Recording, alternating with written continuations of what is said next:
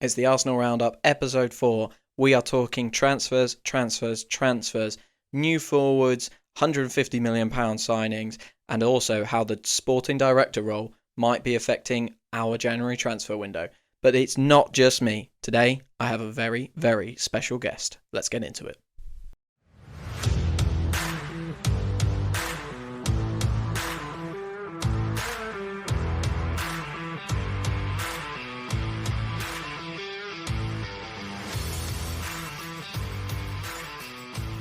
Hello and welcome back to Arsenal Unfiltered, and more specifically, welcome back to the Arsenal Roundup.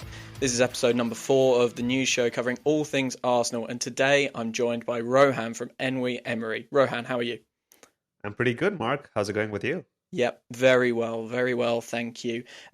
Today we're going to be chatting some transfer news, we're going to talk a little bit of the sporting director, and we're going to look ahead to Man U, but Rohan, I've not spoken to you since that Newcastle game, so I want to get your quick thoughts on that one because it was a painful evening for me, and I want to see if it was similar for you, pal. It's been 3 days. The pain hasn't diminished at all. It's time to call in the doctor. This was a bizarro game, right?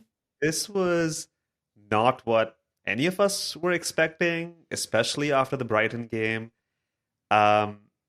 Just a hard pill to swallow because we've seen us be we've had games rather where we haven't created anything, and we're like, the Fulham game, Everton game, we don't deserve anything out of that. But we were pretty good, I feel, against Newcastle. We had a lot of opportunity. We created a lot, and then just coming away with a 2-0 defeat and conceding those 2 goals, just not good.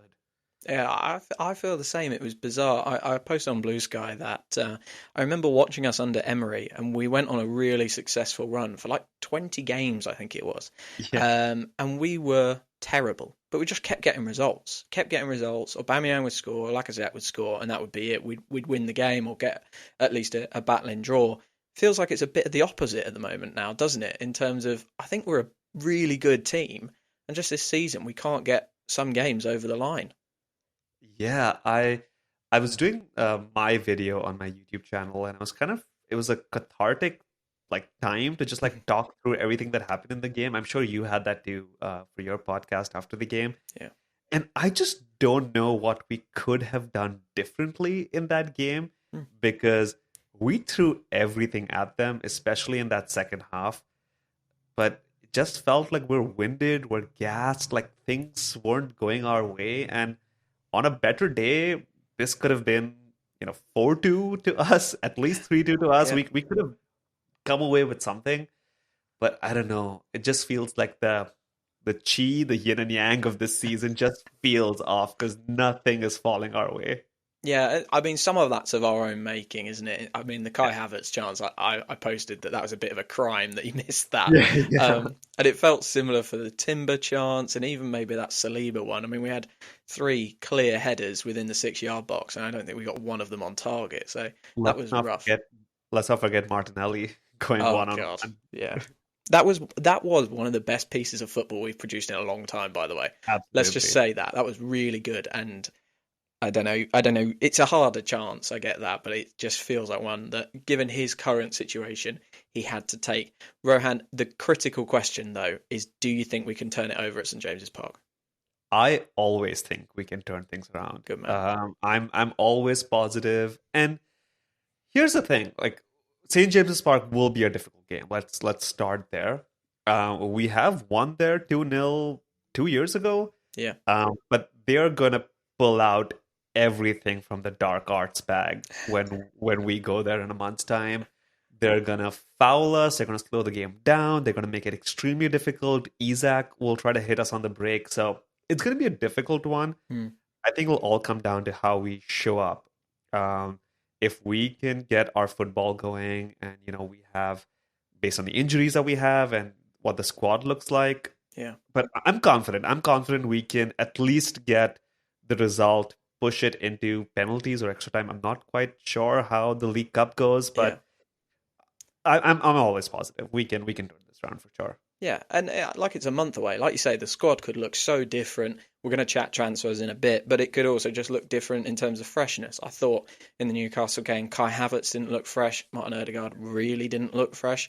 So there's some players who we need their legs to come back. We've got a month because of this kind of weird Champions League schedule. So that could make all the difference. I feel Yeah. like we're going to have an early goal, though.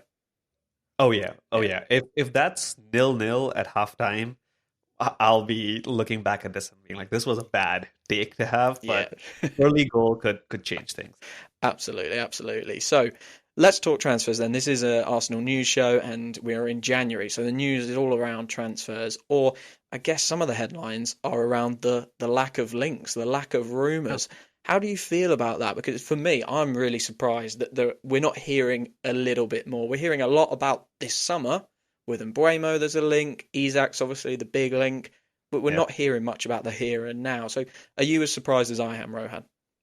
I am surprised. Well, historically, when we look at the Jan window, links are kind of hard to come by. It takes a while for our transfer business to get going. We usually do things towards the end of the window. Yeah.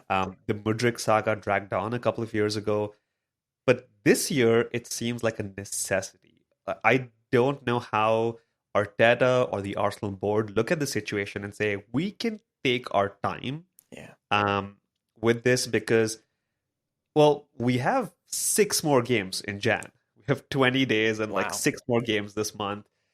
We have a minimum of 13 games before Saka comes back, considering he does come back at the end of March. There's a lot of football to play. Yeah. And given the way things are looking right now, it's an urgent need. I don't see how we can ease ourselves into this, see how the market develops. I'm sure they have targets. I'm sure they have players identified, but we need to be moving quick on this because time is of the essence. Yeah, I agree. I mean, I find it really strange because if you look at our long-term planning, Trossard's starting to age out. I think he's 30 now. Yeah, Sterling is just a loan. So realistically, we have four players, yeah, for the long term. And Kai Havertz and Bukayo Saka, I think their positions are safe.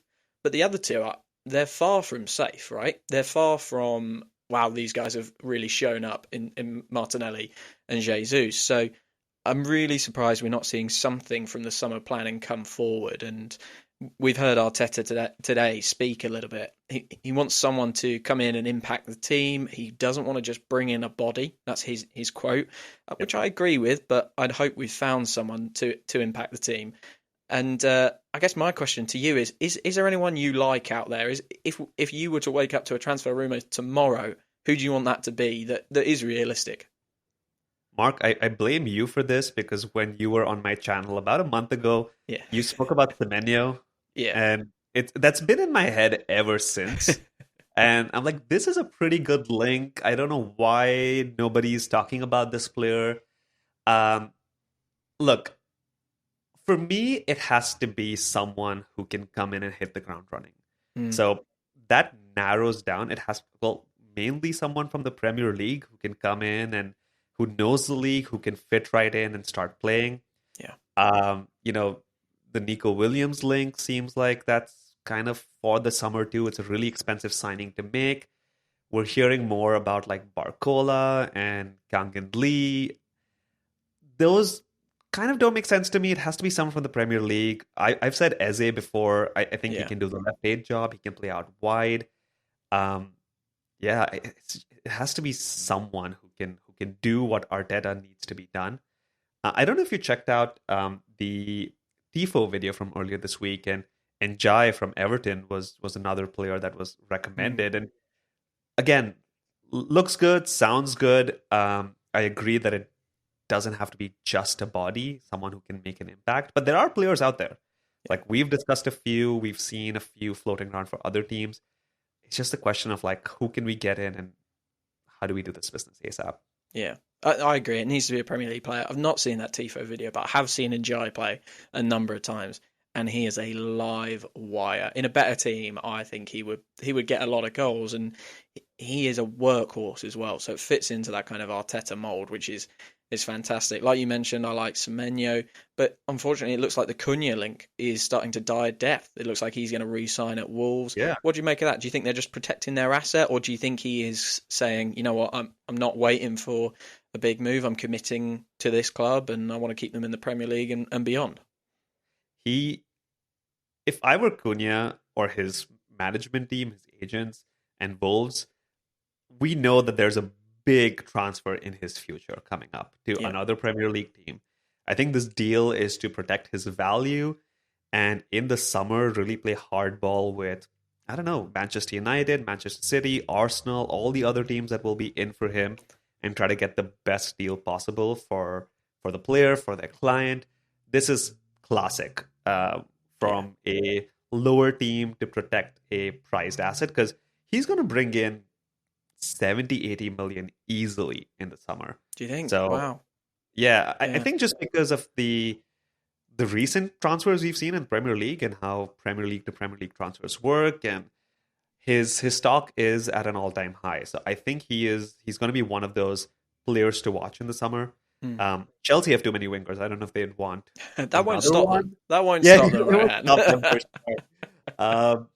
But it is going to be an interesting one to watch. I don't think we'll get him in Jan at all. And I kind of posted about this a few days ago.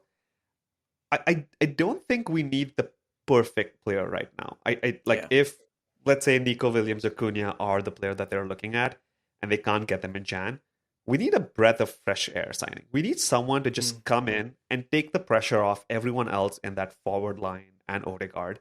Someone who can just, create something out of nothing, can just put some flair, make some impact on the pitch, which brings in the likes of Trossard and Martinelli and Jesus and Odegaard to do their thing. Because right now, everyone's game's a little bit found out. We've seen teams do well to negate the Odegaard threat. He hasn't been in great form since he's come back either, but just kind of block him out. Havertz as well. Havertz has been ill, so we'll give him that. Martinelli for the longest time. So, like Trossard, who came in, I wasn't too sold on Trossard when he came in, but it was just that breath of fresh air in our attacking line. And he did things. He unlocked other players. He had a great first 6 months for Arsenal. Yeah. And I think we need something like that, not of that age profile, but just someone who can come in, add some chaos, and give us that, footing from which to build on. Yeah. Just going back to the Newcastle game, I know we covered that already, but Sterling didn't come on, right? And Sterling's legacy, at least at Manchester City, is he scored all those late goals. He came on and he kind of was critical to a few of their title wins as well. And if he's in our squad and he's not doing that, we need someone else who could come in and be that kind of chaos agent, just stretch the game a bit more, put in those balls, and kind of help us make the difference. Because there are 10 other extremely talented players on the team, on the pitch. This one player just needs to unlock them that 5% more, and we can make the difference. Yeah, I mean, that's a great point. The Sterling thing against Newcastle was bizarre to me, because if he's fit enough to be on the bench, surely he's fit enough to do 10, 15 minutes at the end. And you're right. Like, why not just try something different in that kind of little moment? Because he is historically at least, we've not seen it this year, but historically, he's a final action player. And like you say, when Trossard came in, he was a final action player. I feel like you've hit the nail on the head with that breath of fresh air comment, because the guys do look like they're feeling the weight of 2 failed, title runs. So they're feeling that pressure. And as Liverpool keep stretching their lead or not stretching it as they did against United, the guys are clearly feeling that, aren't they? And just having someone else to come in and pick up a bit of that burden would really, really matter. One person that we are hearing all the time about for coming in and picking up that burden is Alexander Isak.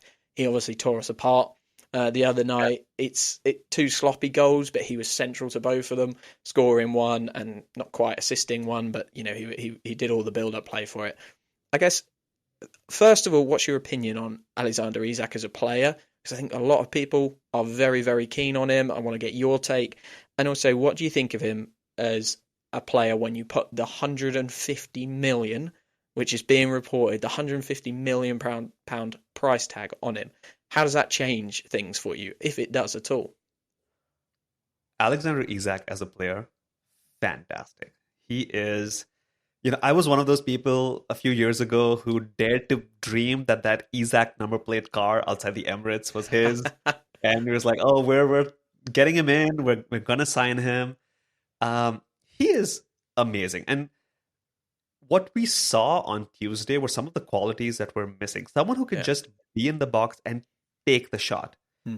Far too many times we kind of dilly-dally in the box. We had to pass it around. Even against Newcastle, right at the end, we were just trying to make a pass or cross it in and get someone to the end of it. Isak just takes the shot. He's so quick in the box. He will just take the shot. The first time, he scored.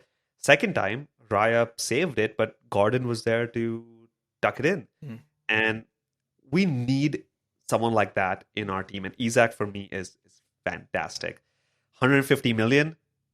Ugh, that is way too much Yeah, I agree. money for Isak. And, for me, like, I think about it and I'm like, is it like a Declan Rice signing? We paid 100 million for Declan Rice, and that price tag completely justified. He's been a leader. He's played all three positions in our midfield. He's plays week in, week out. Is that just one of, like, we pay 150 million, we get in Isak and he solves that attacking problem? I don't know. Like, I think with forwards, it gets really difficult. At 150 million, I just can't justify it to myself. And maybe this is a holdover of the Wenger era economics that we had. I look at the price tag of a player and I'm like, can we get two players for 80 million who kind of do something similar? Can we, can we kind of distribute that amongst our squad? It is a lot. And I wouldn't be too sold on Isak at 150 million. Also because he's had a few injury concerns. And if we bring him in, we pay 150 million, we've hedged our entire front line on this one player. And if he's out for 3 months, and we can never predict that, it could be any player out for 3 months, we've kind of lost it for another season, for another few competitions. And at this stage, I would err more on the side of solid signings and multiple players to come in. Like we've said, we have 4 players. We need at least 2 or 3 more to come in. So my brain would go, use that money more wisely, is what I'd say. I'm completely with you. I think we are seeing right now the problem of not having Bukayo Saka. And when you build your team around one player, we are seeing the exact problem of, like, when it doesn't work without them, it really doesn't work. And if you spend 150 million on a player, you have to build a team around them. He's not coming in to compete with Kai Havertz at that point, is he? Right? He's coming in to take that number 9 spot. And I just think it's too big of a risk. I, like you, I think the two players is really important. We need a threat from the left as well. And unless we can get Isak in at a lower fee, I wouldn't do it. I do think 2 at 60, 2 at 75 is a much better investment. And for me, I certainly see, I don't know how you feel about this, Rohan, but the way I picture it is we need another player, another version of Kai Havertz who has a slightly different profile but can still contribute all the kind of additional stuff that Kai does in terms of the press, the build-up play, all of that sort of stuff. And then we need an elite left winger, because I think tactically, the way we're set up, we need the number 9 to do more than just kind of be a Haaland figure, I guess, is kind of the comparator, right? So how do you feel about that? Or are you kind of more in the camp of, let's get not whatever they cost, but let's spend the majority of the budget on a centre forward, and maybe we find a deal for left wing or something like that? No, I would actually kind of take your point, and I would say I'd spend more on the left winger than the centre forward. Oh, cool.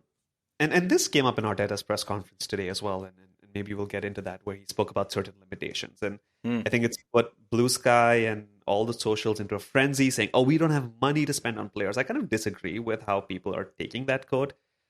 I kind of read into his quote as saying, we've spent a lot of money on our defense and goalkeepers in the past because we've had to, and those have been areas to address. And in the past, because we haven't had a lot of money left over, we haven't invested in our forward line. And I kind of took that as, like the sentiment of his quote to be like, well, now we've kind of fixed most of those issues, and the forward areas are a piece that we need to improve on. I think left wing is priority for me, and as much as I love Martinelli, we've seen Arteta is also open to kind of replacing fan favorites and bringing someone in who takes that position up a notch, like Saliba replacing Ben White and Ben White going to right wing, Ramsdale coming in and then being replaced himself. So this is definitely something Arteta is prone on doing, and I feel left wing is that next logical position that we upgrade on, which is why I think like if we can get in Nico Williams in the summer, like whatever it costs, we should try to do that, or Cunha or someone else. And then for the forward line, we need a striker too, and if that's Gyökeres or Vlahovic, names that we were linked with in the past, kind of similar to that Kai Havertz profile, I'd be on board with that. Yeah. Do you feel any sympathy for the club? Because we know in the summer they went for Sesko. They definitely spoke with Williams' agent, and were trying to get him after the Euros and all of that. And it's not like we haven't gone for targets. You mentioned Vlahovic there. We've tried to sign players in that forward line, but we've just been very particular about it, and we're trying to not repeat the mistakes of Nicolas Pepe's and Lacazette's and stuff. But the fan group are really kind of going for Arteta and the board at the moment and saying, or certainly certain sections of the fan group, and saying, why have we not signed this forward? And I don't know about you. I guess that's the question. Do you feel sorry for them? I do feel a little bit sorry for them. I really do. I do as well. Like, I can completely empathize with the club's position, and kind of sometimes it's unfortunate that we can't get players in. And I think sometimes, and this is just me putting my business hat on, and I think people kind of separate football from any other business and be like, football is a completely different thing. Well, it kind of feels that way because we all play Football Manager and FIFA, and we think we can just get in whoever we want. But think of it in terms of a business. There is always limited money. Yeah. You can't generate more money. What you bring in is what you can spend. Arsenal are one of the more conservative clubs, or rather, like, our earning potential isn't the same as a Manchester United, or we don't have a Abu Dhabi backed Manchester City, or like same as PSG. So I feel the way we've spent our money in the last few years completely justified. Yeah. I don't fault the club on doing that at all, and we spent it fairly well. There've been a few dud signings, and that's just par for the course. But we spent on areas that we needed to fix. Yeah. Go back 10 years, and Arsenal defense is a joke, and now our defense is one of the best in the world. Yeah. We've established a form of playing. So I completely empathize with the club. I feel like some of the fan sentiment is really driven by like, this is what we want, and we see other teams are doing. But to be very honest with you, like if we haven't been able to get Mudryk over the line a few years ago, Vlahovic, Sesko, we've tried, and we've tried committing a good amount of money, like 100 million for Mudryk, and it was just unfortunate that it was a last minute. We got pipped to it by Chelsea, and it's just a game. It's just a game we play. It's football. Absolutely. And there are limited talent, and there's like a lot of clubs in for it, and we're doing our best in that circumstance. Yeah, and we don't want to go back to the old model where we sign someone who it's a bit of a chance bet, it's a bit of a coin toss even. We don't want to go back to that model. And the thing that I've really liked about Arsenal's transfer policy over the last, since Arteta's been in, really, is that actually we've only gone big a couple of times, really. Yeah. If I looked at it earlier, we've only spent over 50 million if you exclude Ben White, because he was bang on 50 million. We've only gone over it twice. One was for Declan Rice, storming success. One was for Kai Havertz, divided opinion among the fan base, but I think he's actually really important, and we need to be careful what we wish for if we take Kai Havertz out of the team, right? So anyway you look at Kai Havertz, his output is the second best in 2024. So, I'm with you. I feel sympathy for them, and I really hope we don't just start going for whoever. I really don't want us to go for Gyökeres. I feel like he's a bit of a bull in the china shop. Yeah, he doesn't I don't know. He doesn't cut the mustard for me. I've watched him against us, obviously, and that is a tough audition, right? Because you're playing against Saliba and Gabriel. But then I've kind of gone and looked at some other clips and stuff, and I appreciate that is not the way that these guys are going to be scouting players. They'll have a full dossier and stuff, but he feels a little bit bull in the china shop to me. And I kind of look at him and think, you're Hoyland. You are the next Hoyland, banging goals in another league. But I don't know if you could do it here. That is honest. I'd love to have like a deeper conversation about Gyökeres because, yeah, no, that's interesting to know. I have to put my hand up and say I haven't watched him more than the Champions League this season. Yeah. But I feel like that profile suits us. Maybe it's not Gyökeres as a player, but like someone who is, Havertz-esque, can hold up the ball, can be that center forward for us, but also drop in and help with some of the build-up plays. It's kind of the general profile that we'll look at. Yeah, absolutely. So to sum up with transfers, we're confused as to why there isn't more rumours, but we want them to get it right. So I guess we're kind of okay as long as something happens, because we both feel that it's pretty urgent. One thing that is also going on and might be impacting some of the transfer stuff is we still haven't replaced Edu. Now that's going to be a long process to find the sporting director, but I don't know if you've seen, there's been a couple of kind of more serious reports over the last 2 weeks that Tomas Rosicky's quite a leading candidate. Now, as a player, I loved Tomas Rosicky. I thought he was absolutely brilliant in that kind of late stage Wenger team with so many number 10s in it, right? And he scored one of my favourite goals for Arsenal, which is, do you remember the early goal against Tottenham that he scored? I was thinking, when you said Rosicky's name, that's the first goal that comes to my mind. Yeah. It's a brilliant goal. And does he finish the kind of team goal against Sunderland as well? I think he does. It was like the year after Wilshire's team goal against Norwich, and we did another one down the right-hand side. I think that's him. It escapes me, but yeah, I'll take your word for it. Well, he ended a 9-year wait for a title for Sparta Prague. He stuck to a strategy of kind of investing in youth. They had previously done what we did, fell out of the Champions League and kind of signed players at 30, 31 to try and get themselves back in and winning the league again. So he's been there and done it in a I think it's fair to say lesser league, lesser environment. I guess, first of all, Rohan, how important do you think this role is for us as fans? Do you think it's really going to impact how we support the club? And if you do, how do you feel about Tomas Rosicky? I think it's an extremely important role. Yeah. And the way Edu did this role kind of showed us what we were lacking in the later stage Wenger era. Yeah. Once again in this conversation, I'm going to put my business hat on and talk through this.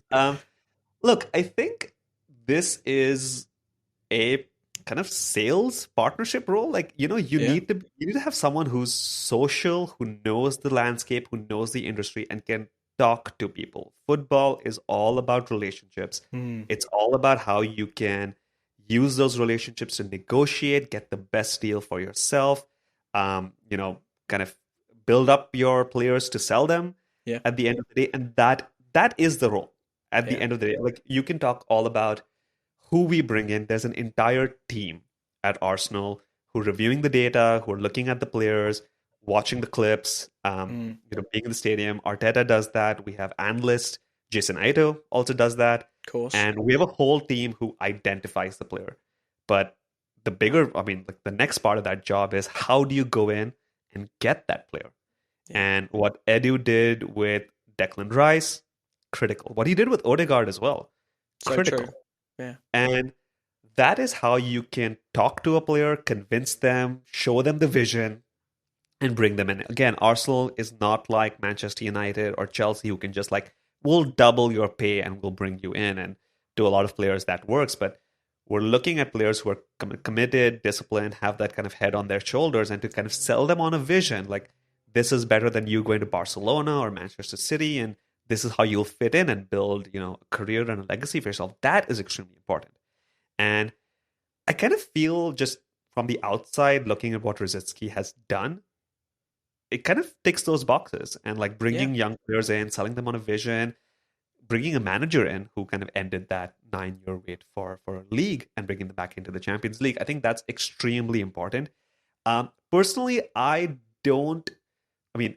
Rosicky, fantastic. I have a special place in my heart for him, but I don't think whoever gets the job eventually needs to be an ex-Arsenal player or have any affiliation with the club. It helps. Yeah. But I don't think that's like kind of the primary factor to bring in that player.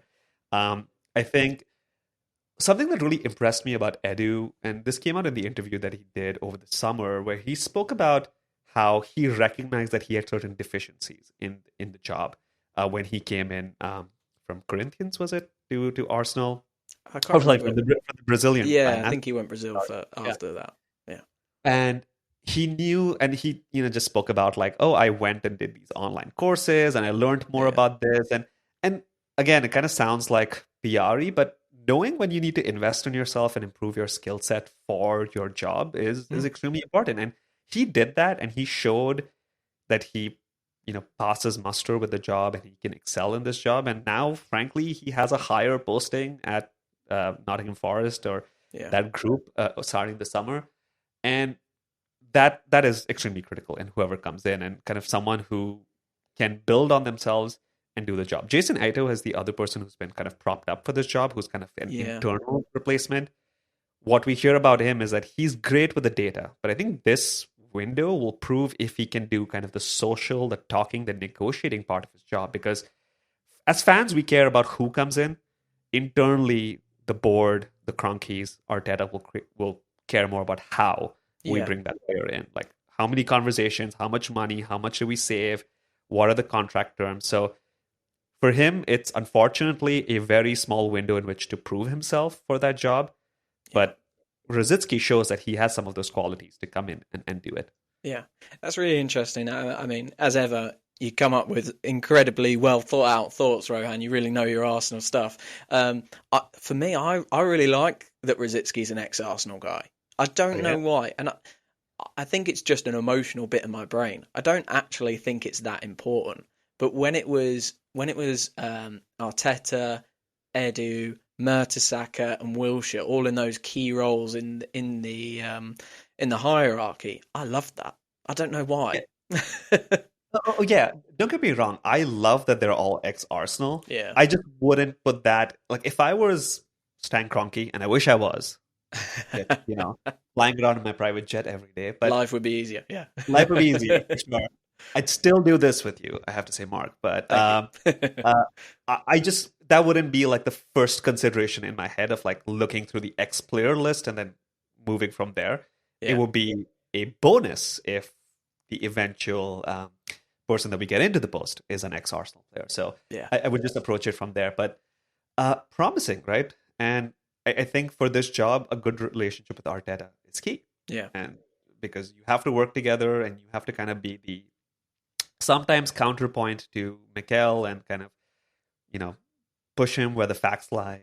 And I'm hoping we can do that. And personally, I hope we can get clarity on this sooner rather than later. I don't think this is something that we should finalize in April of 2025. No. Like if we can have the day the transfer window shuts and 1st of Feb, we can say we have this person who's coming in the summer. I think that's a net positive for Arsenal.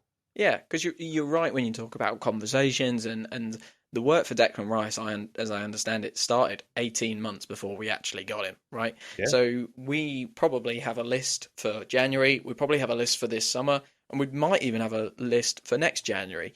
But every kind of day that goes by, we get further and further away from having the names and having a plan, and we need someone in to start working with Arteta. They've run a midfield together before, so why can't they run a club together before? Why not? Why not?